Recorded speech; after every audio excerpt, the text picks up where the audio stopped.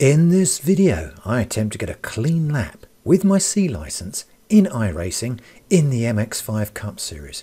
This week at the frustratingly hard to drive Mount Panorama circuit at Bathurst in New South Wales. And all from an older gamer's perspective.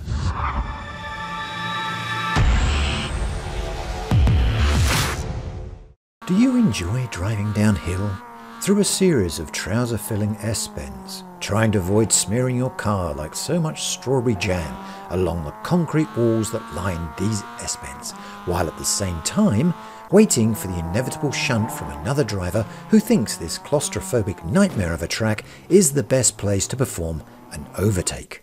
Yes? Then boy, do I have a track for you. Welcome to Mount Panorama, or Bathurst as it's more commonly called in iRacing. It is by far, even though we've only reached week 4 of this series, my most hated track in this MX5 Cup Series. It's difficult to believe that any of the other tracks that I will eventually drive in the following weeks of this series will be more difficult to drive than this nightmare of a course. To be fair, probably, if you are a seriously good driver like Dave Cam or one of the other YouTubers that race on road circuits, Bathurst is probably a very challenging yet enjoyable track. But for the rest of us mortals, those who have yet to master the dark art of braking while going downhill around a sharp bend while another car rams you up the backside, this track is probably best described as zero fun. Seen here from the air during my qualifying lap, you can see it's the total opposite of last week's Willow Springs track.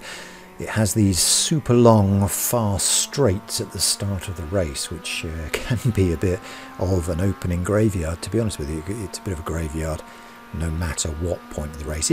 There's a bit of a sort of up and down going on there, but it's nothing really outrageous. It just seems to be that this is a huge long straight and people have to overtake no matter what, and that's when the accidents happen. And we go into this first turn here. This will take us on the start of the climb, which takes us up to presumably the panorama at the top of the mount, of which the track is named after. And we've got a couple of tight turns here. This one especially is a bit awkward. You'll get a few knocks on this one, and at the start of the race when everybody's bunched up, that's when you start to get a bit of a wreck fest. Climbing up even further, we've got these very fast turns. These are quite exciting. I really enjoyed this part of the circuit. You can put your foot down, hang on to the steering wheel and really go for it. You have the rumple strips there to guide you. It's not a problem. However, when you come round these corners, you enter, well, iRacing hell. It's got this sign above it. It should really say, "Abandon hope, all ye who enter here." Because beyond this point is a sudden downhill that snaps around with no less than 8 tight S-bends, all of which are lined on either side, just a fingertip away from the car, with long, unforgiving concrete barriers. And even if you do manage to master dropping down this tortuous part of the course without losing the rear end, be sure that someone or other will either crash in front of you or ram you from behind, or both. It's insane. Not only that, but the damage you get from these crashes can lead to some monster long repair times, because as I have mentioned in my other videos, C-class races do not have a fast repair, and so you need to sit there for as long as it takes to do a repair. From my own personal experience, I have seen this can vary from a few minutes to upwards of a half an hour. Once you are through the tortuous S-bends, you have this downward sweep now. It's a very long straight. Again, it's nothing really too difficult, but you do get a lot of random overtaking going on here, which can cause a lot of crashes. In fact, what tends to happen is people try to brake late at the very end of this straight to try and get an advantage, I guess, on the car in front, try and get an overtaking position. But what does happen is that they slide off into the gravel and you don't see them again. And then you have this, it's quite a tight bend, this one. It can really catch you out. It's very easy to go off track there. Come round, you get this last tight bend here before the pit entry lane, and then there's one left hand corner, it's a 90-degree one, so you have to be a bit careful with it before you go across the line to get your lap time, and you get to do this madness all over again.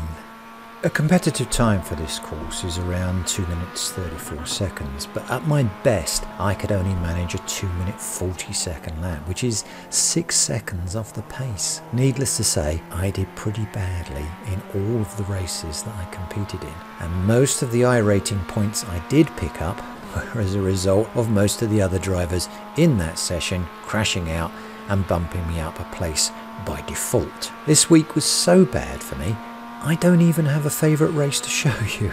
They were all mostly the same thing, of me either crashing out or someone trying to overtake me on a bend and crashing me out, and then me sat in the pit and then racing an empty track with the leaders either far behind me or eventually lapping me, and then I finish 12th because all of the other drivers have crashed. The most positive thing I can say about this track is that it was better populated than Willow Springs, with at least 2 splits being raced on most of the busy sessions, which is great, I guess. During this week, my average start at the grid was 12, and my best finish place was usually 11. But that was mostly, as I said, because so many other cars crashed in these races, often towards the end of the session. I had my own share of crashes, either self-promoted or thrust upon me by enthusiastic overtaking of others, but due to the high number of curves on this course and the way iRacing calculates safety rating, my safety rating only went down by 0.04, while my iRating, on the other hand, took a battering again and sank by 31 points, taking me down now to well under 1,000 at 905. All I can say is with Bathurst, my inability to find a way to drive this course in a capable way, combined with drivers who drove along like every other driver just didn't exist, this drop in iRating and safety rating could have been far, far worse, to be very honest with you. After this week, I am feeling even more out of my depth than I ever was before with C licence racing. And I fully expect to see both my safety rating and iRating fall further as this series moves on. Next week, the racing moves on to Hockenheim Ring in Baden-Württemberg, a challenging looking track that I'm expecting to be yet another wild ride. My time on iRacing will, however, be sadly a little limited due to the expected arrival of one of these and the fact that I will be in Dortmund this Friday and Saturday for the ADAC Sim Racing Expo. If you see me wandering around, please come and say hi. Until next week, race clean and have fun. If you enjoyed this video, don't forget to click the like button, and if you haven't already done so, subscribe. Click the little bell icon if you want to be notified of any future videos.